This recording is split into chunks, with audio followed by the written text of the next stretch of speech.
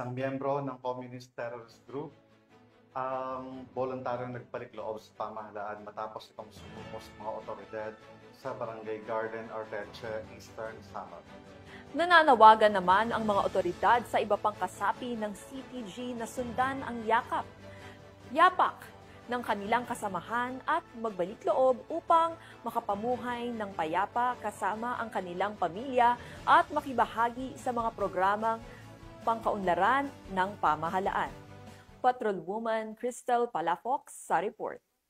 Voluntary nagbalik loob sa pamahalaan ang isang miyembro ng Communist Terrorist Group sa Barangay Garden, Arteche, Eastern Samar. Ang pagbabalik loob ay resulta ng matagumpay na panawagan at pagsisikap ng mga tauhan ng 801st Maneuver Company, Regional Mobile Force Battalion 8 kasamang Eastern Samar Provincial Intelligence Unit, Regional Intelligence Unit 8, 1st Eastern Samar Provincial Mobile Force Company, 52nd Infantry Battalion, 8th Infantry Battalion, Philippine Army, 32nd Special Action Company, 3rd Special Action Battalion, 153rd Special Action Company, PNP SAF at EOD K9U FSB.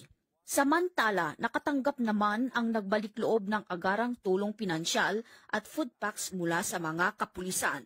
Ang nasabing surrendery ay nasa kustodiya na ng 801st Maneuver Company, RMFB-8 para sa facilitation ng kanyang posibleng enrollment sa programa ng ating gobyerno na Enhanced Comprehensive Local Integration Program o ECLIP.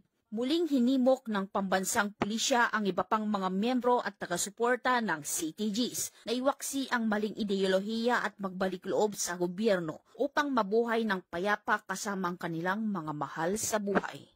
Mula dito sa Eastern Visayas, ako ang inyong PNN correspondent, Patrolwoman Palafox, alagad ng batas, tagataguyod ng Balitang Pulis.